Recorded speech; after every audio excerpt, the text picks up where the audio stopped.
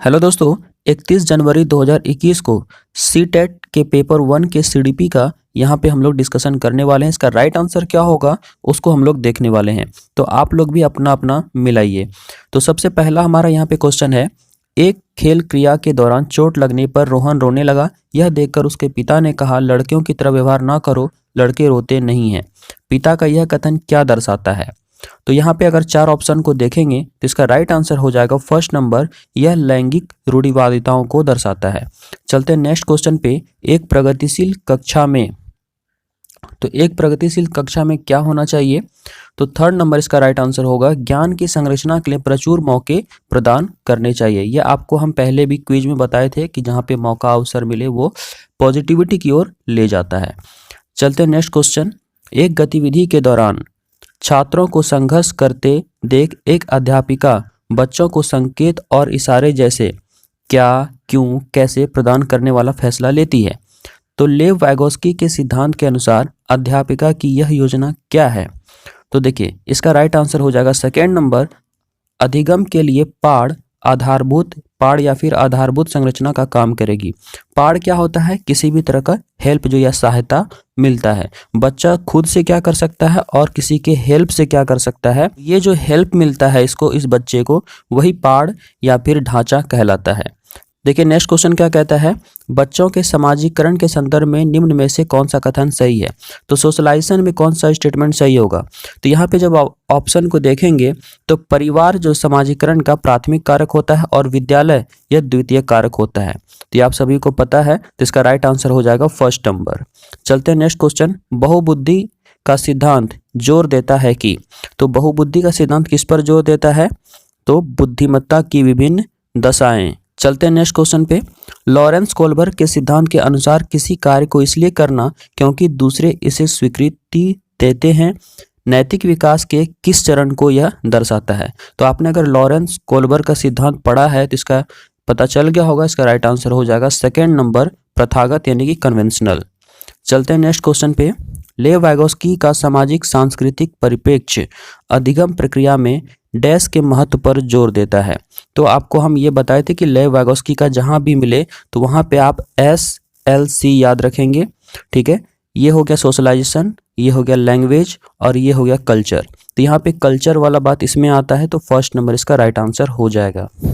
चलते हैं next question पे। जीन पियाजे अपने संज्ञानात्मक विकास के सिद्धांत में संज्ञानात्मक संरचनाओं को डैश के रूप में वर्णित करते हैं। तो जीन पियाजे के बारे में आपको हम बताए थे, इसका जहां भी मिले अगर स्कीमा अगर मिलता है ऑप्शन में पियाजे, यहाँ पे क्वेश्चन में अगर स्कीमा मिलता है तो आप इसको लगा दीजिएगा। देखिए इस क्वेश्चन में क्या कहता है, जीन पियाजे के संज्ञानात्मक विकास के सिद्धांत में पूर्व संक्रियात्मक अवस्था में विकास का मुख्य गुण होता है। तो आपने जीन पियाजे के बारे में अगर पढ़ा है तो चार इन्होंने अवस्था दिया था, जिसमें कि पूर्व संक्रियात्मक अवस्था में विकास का कौन सा मुख्य गुण होता है वो पूछा जा रहा है। तो देखिए पूर्व संक्रियात्मक अवस्था में सेंट्रेशन पाया जाता है, विचार या सोच में केंद्रीकरण पाया जाता है। यानी कि अगर एक गिलास दूध एक लंबे गिलास में, एक थोड़ा हाइट कम वाले गिलास में अगर सेम क्वांटिटी का मिल्क आप दीजिएगा, मान लीजिए इसमें 1 लीटर है, इसमें भी 1 लीटर है, तो बच्चा इसको ऑप्ट करता है क्योंकि वो केवल लंबाई को देख रहा है, इसकी चौड़ाई को नहीं देख रहा है। तो इसका राइट आंसर क्या हो जाएगा? तो सेकेंड नंबर हो जाएगा, ठीक है। चलते हैं नेक्स्ट क्वेश्चन। विकास के संदर्भ में निम्न में कौन सा कथन सही है? तो विकास के संदर्भ में कौन सा स्टेटमेंट सही होगा? ये आप सभी को पता है, विकास क्या होता है? तो बहुआयामी होता है। देखिए नेक्स्ट क्वेश्चन क्या कहता है, जन्म से किशोरावस्था तक बच्चों में विकास किस क्रम में होता है? तो इसका राइट आंसर हो जाएगा सांवेदिक, मूर्त और फिर अमूर्त। इस क्वेश्चन में देखिए क्या कहता है, एक प्रगतिशील कक्षा में व्यक्तिगत विभिन्नताओं को किस प्रकार से देखा जाना चाहिए? तो इसका राइट आंसर हो जाएगा 4 नंबर, अध्यापन अधिगम प्रक्रिया की परियोजना के लिए यह क्या है? तो महत्वपूर्ण है। चलते हैं नेक्स्ट क्वेश्चन। एक समावेशी कक्षा में डैश पर जोर होना चाहिए। तो समावेशी कक्षा होता है जिसमें कि सभी तरह के बच्चे एक साथ पढ़ते हैं, तो किस पर जोर होना चाहिए? तो इसका राइट आंसर हो जाएगा 4 नंबर, हर बच्चे के सामर्थ्य को अधिकतम करने के अवसर प्रदान करने चाहिए। तो आपको पता है कि अवसर या मौका क्या होता है? पॉजिटिव वर्ड होता है। 14 नंबर देखिए क्या कहता है, दिव्यांगजन अधिकार अधिनियम 2016 के अनुसार निम्न में किस शब्दावली का प्रयोग उपयुक्त है? तो यहाँ पे राइट आंसर 4 नंबर हो जाएगा, छात्र जिसका अशक्त शरीर है। देखिए इसमें कहता है अधिगम कठिनाइयों से जूझते छात्रों की ज़रूरतों को संबोधित करने के लिए एक अध्यापक को क्या नहीं करना चाहिए। यहाँ पे नहीं करना चाहिए तो आपको नेगेटिव ढूंढना है। तो यहाँ पे 4 में देखिए आपको एक नेगेटिव जटिल लिखा हुआ है। शिक्षा शास्त्र और आकलन की जटिल संरचनाओं का प्रयोग करना, तो ये क्या होगा, नेगेटिविटी की ओर ले जाता है, इसलिए हमारा राइट आंसर 4 होगा। चलते हैं नेक्स्ट क्वेश्चन। सृजनात्मकता की पहचान का प्रमुख लक्षण क्या है। तो सृजनात्मकता या क्रिएटिविटी कहाँ पे आएगा, जहाँ अपसारी चिंतन आएगा, यानी एक ही चीज को बच्चे अलग अलग तरीके से सोच रहे हैं, तो ये क्या हो जाएगा, क्रिएटिविटी होगा, तो अपसारी चिंतन हो जाएगा। ठीक है, नेक्स्ट क्वेश्चन है, विविध पृष्ठभूमियों के अधिगमकर्ताओं को संबोधित करने हेतु एक अध्यापक को, तो इसका राइट आंसर सेकेंड नंबर हो जाएगा, विविध विन्यासों से उदाहरण लेना चाहिए। चलते हैं नेक्स्ट क्वेश्चन। समस्या समाधान क्षमताओं को किस प्रकार सुसाधित किया जा सकता है। तो इसका राइट आंसर हो जाएगा थर्ड नंबर, समरूपों के इस्तेमाल को बढ़ावा देकर, यानी इनकरेजिंग यूज ऑफ एनालॉगीज। ठीक है, यहाँ पर एनालॉगीज का मतलब हुआ कि किसी भी निष्कर्ष तक पहुंचने के लिए बच्चा किन किन कॉन्सेप्ट्स को किस प्रकार से वह जोड़ता है और इसके बाद फाइनली वो किसी निष्कर्ष तक पहुंचता है। तो यहाँ पे राइट आंसर क्या हो गया हमारा, तो थर्ड नंबर। अब देखिए इस क्वेश्चन में क्या कहता है, अधिगम की अभिप्रेरणा को किस प्रकार कायम रखा जा सकता है। तो इसका राइट आंसर हो जाएगा सेकेंड नंबर, प्रवीणता अभिमुखी लक्ष्यों पर जोर देकर, यानी focusing on mastery oriented goals. चलते हैं नेक्स्ट क्वेश्चन। शर्मिंदगी इसका राइट आंसर हो जाएगा क्या, सेकेंड नंबर का संज्ञान पर नकारात्मक प्रभाव पड़ सकता है। अगर यहाँ पर पढ़ता है लिखता तो यह ऑप्शन गलत हो जाता, क्योंकि यहाँ पे लिखा है पढ़ सकता है, मतलब कि शर्मिंदगी का संज्ञान पर नकारात्मक असर पड़ भी सकता है और नहीं भी पड़ सकता है। तो यहाँ पे राइट आंसर क्या हो जाएगा, तो सेकेंड नंबर। चलते हैं नेक्स्ट क्वेश्चन। निम्न में से अध्यापन अधिगम का सबसे प्रभावशाली माध्यम कौन सा है। तो यहाँ पे इसका राइट आंसर हो जाएगा सेकेंड नंबर, संकल्पनाओं के बीच संबंध खोजना, यानी exploration of relationships between concepts.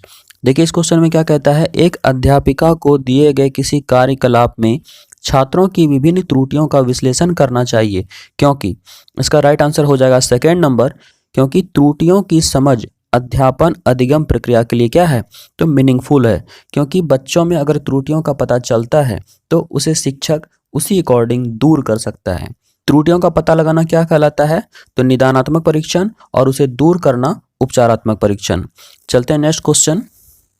बच्चों को सीखने में कठिनाई होती है, तो बच्चों को सीखने में कठिनाई कब होगी, जब सूचना अलग अलग टुकड़ों में प्रस्तुत किया जाए, मतलब किसी भी इंफॉर्मेशन को आप जैसे तैसे उसके सामने रखेंगे तो उसे समझने में क्या होगा, परेशानी होगा। चलते हैं नेक्स्ट क्वेश्चन। अधिगम की सर्वोत्तम अवस्था कौन सी है। तो यहाँ पे देखिए उच्च भय, ठीक है, कोई भय नहीं, तो सबसे यहाँ राइट आंसर क्या हो जाएगा, थर्ड नंबर, संतुलित उत्तेजना और कोई भय नहीं। चलते हैं नेक्स्ट क्वेश्चन। अधिगम की संरचनात्मक विचार यह सुझाव देता है कि ज्ञान की संरचना में, तो ज्ञान की संरचना में क्या है, थर्ड नंबर हो जाएगा, बच्चे सक्रिय भूमिका निभाते हैं, और पियाजे ने क्या कहा था, चाइल्ड जो है वो एक्टिव लर्नर होता है। चलते हैं नेक्स्ट क्वेश्चन। इस क्वेश्चन में देखिए क्या कहता है, अधिगम के लिए निम्न में कौन सी धारणा उपयुक्त है। तो इसका राइट आंसर हो जाएगा फर्स्ट नंबर, योग्यता सुधार्य है, यानी एबिलिटी इज इम्प्रूवेबल।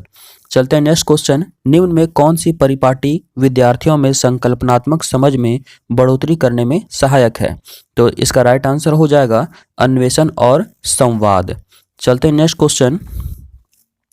देखिए इसमें क्या कहता है, एक कार्य के दौरान सायना स्वयं से बात कर रही है कि वह कार्य पर किस प्रकार प्रगति कर सकती है। लेव वाइगोस्की के भाषा चिंतन या सोच के बारे में दिए गए विचारों के अनुसार इस तरह का व्यक्तिगत वाक्य क्या कहलाता है। तो आपको बताए थे कि जो वाइगोस्की हैं उन्होंने प्राइवेट स्पीच के बारे में बताया था, यानी कि बच्चा स्वयं से जब किसी कार्य को करते हुए बात करता है तो वो अपने कार्य को दिशा देता है। ठीक है, तो ये क्या हो जाएगा, स्वनियमन, यानी सेल्फ रेगुलेशन। देखिए इस क्वेश्चन में क्या कहता है, मूल्यांकन पद्धतियों का लक्ष्य होना चाहिए। तो मूल्यांकन पद्धति का क्या लक्ष्य होना चाहिए, इसका राइट आंसर हो जाएगा थर्ड नंबर, विद्यार्थियों की जरूरतों एवं आवश्यकताओं की पहचान करना, ताकि उसके शिक्षण अधिगम की प्रक्रिया उसी अकॉर्डिंग आगे की जा सके। देखिए इस क्वेश्चन में क्या कहता है, बच्चों के विकास की व्यक्तिगत विभिन्नताओं को किस प्रकार प्रतिरूपित किया जा सकता है। तो इसका राइट आंसर हो जाएगा 4 नंबर, आनुवंशिकता एवं पर्यावरण की पारस्परिकता पर। तो दोस्तों इसमें आपने कितना करेक्ट किया आप लोग कमेंट करके जरूर बताइए, और अगर चैनल पर पहली बार विजिट किए तो सब्सक्राइब करके बेल आइकन जरूर दबा लीजिएगा। धन्यवाद।